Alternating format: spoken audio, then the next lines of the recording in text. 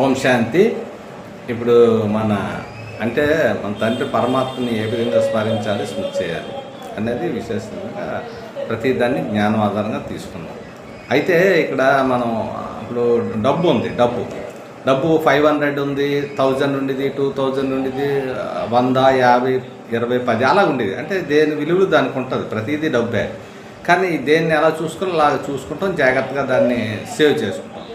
అయితే ఈ డబ్బు అనేది ఎక్కడి నుంచి వస్తుందంటే ఆర్బీఐ దగ్గర నుంచి వస్తుంది అన్నమాట. అంటే ఆర్బీఐ దగ్గర నుంచి వచ్చి ఏం చేస్తుంది, అనేక మంది చేతులకు వెళ్తుంది, అనేక మంది దగ్గరికి, ఎంతోమంది దగ్గరికి వెళ్తుంది.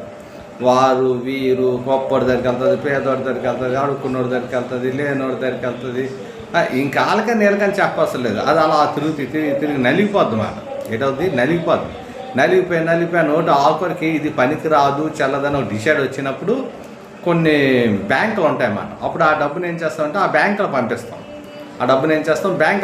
ఎప్పుడైతే బ్యాంకులో పంపించామో ఆ బ్యాంకుల్లోని ఒక్కొక్క బ్యాంక్ ఉంటుంది, పలానా కెనరా బ్యాంక్ అని, ఎస్బీఐ అని, ఐసిఐసి బ్యాంక్ అని, చాలా బ్యాంకులు ఉన్నాయన్నమాట. ఇలాగా అంటే అలాగనమాట. అలా బ్యాంకులు పంపిస్తే ఆ బ్యాంకులో వాళ్ళు ఏం చేస్తారంటే ఆ డబ్బులంతా చూసుకొని ఫిల్టరేట్ చేసుకొని మళ్ళీ అన్ని బండ్లు కట్టేసి మళ్ళీ ఏ అయితే ఈ నోట్లు ఉన్నాయో ఈ బండ్ల ప్రకారంగా తీసుకెళ్ళి కరెంట్ చెస్ట్ అని ఉంటుంది.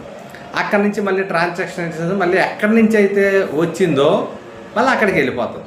మళ్ళీ ఎక్కడి నుంచి అంటే వెళ్ళిపోయింది, దాని పార్ట్ అయిపోయింది అన్నమాట. దీన్ని తీసుకెళ్ళేసంటే మరి వెళ్ళిపోయిన డబ్బుని ఏం చేస్తారంటే అది స్వాయిల్ చేసేస్తారు. కానీ దాంట్లో ఉన్న నెంబర్ని మాత్రం నోట్ చేసుకుంటారు. మరి డబ్బు ఎంత ప్రింటెడ్ అయింది, ఎంత అయింది, లెక్క అన్నీ ఉంటాయి కదా లెక్కలు, దాని నెంబర్ ఫీడ్ చేస్తారు. ఆ నెంబర్ ప్రకారంగా అంటే అది పోలేదు, ఆ నెంబర్ అయితే ఉంది కదా, ఇంత ఫిక్స్ అయింది కదా. అయితే అది అవినాశి అనమాట, ధనం అనేది అవినాశి. అక్కడికి వెళ్ళిపోయింది. సో మళ్ళీ ఏటవుతుంది, మళ్ళీ ధనం అనేది అంటే కొత్తగా వస్తుందన్నమాట. మళ్ళీ కొత్తగా పునరుత్వం అవుతుంది, వస్తే మళ్ళీ తిరుగుతుంది. అలాగే కూడా మన జీవితం కూడా ఏంటంటే మనం ఎక్కడి నుంచి వచ్చాం, మొట్టమొదట అంటే పరంధామం నుంచి వచ్చాం. ఈ భూమి మీద దిగినప్పుడు ప్రతి ఒక్క ఇప్పుడు డబ్బులాగే ఎలాగంటే మహాత్ములు ఉంటారు, శ్రేష్టాత్మలు ఉంటారు, ధర్మాత్మలు ఉంటారు, పుణ్యాత్మలు ఉంటారు, విశేషాత్మలు ఉంటారు. వీటన్నిటికీ మన ఎలాగైతే 2000 నోటు పెద్దదో దాన్ని కనబడకుండా చేసేసారో అందరూ దాచేసుకుంటారు పెద్ద నోటు. అలాగే అందరికంటే హెడ్ ఆఫ్ సుప్రీం సోల్ పరమాత్ముడు, శివుడు అనమాట. నేను అతను అందరికంటే హైయెస్ట్ రిచెస్ట్ అనమాట పరమాత్ముడు.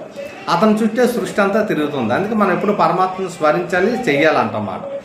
అతని సాంగత్యాలు ఉన్నప్పుడు ఏంటంటే ఆత్మకు కూడా అంత క్వాలిటీలో ఉంటుంది. అయితే ఇది ఏంటవుతుంది, ఎలాగైతే మన బ్యాంకులో ఉంటాయో అలాగే కొన్ని సత్సాంగత్యాలు ఉంటాయన్నమాట. ఒక్కొక్క ఈ సాంగత్యాలు వెళ్తారు, ఆ సాంగత్యాలు ఆశ, మొత్తం అన్నీ టోటల్గా వెళ్ళేది అందరూ భగవంతునే కదా, నామస్మరణం. చివరికి ఎక్కడి నుంచి వచ్చామో మళ్ళీ అక్కడికే వెళ్ళిపోవాలన్నమాట. దీనికోసమే మన అన్వేషణ జరుగుతుంది అన్నమాట. అంటే పరమాత్మను తెలుసుకోవాలి, పరమాత్మను చెయ్యాలి, ఆయన నుంచి మనం సుఖ సంతోషం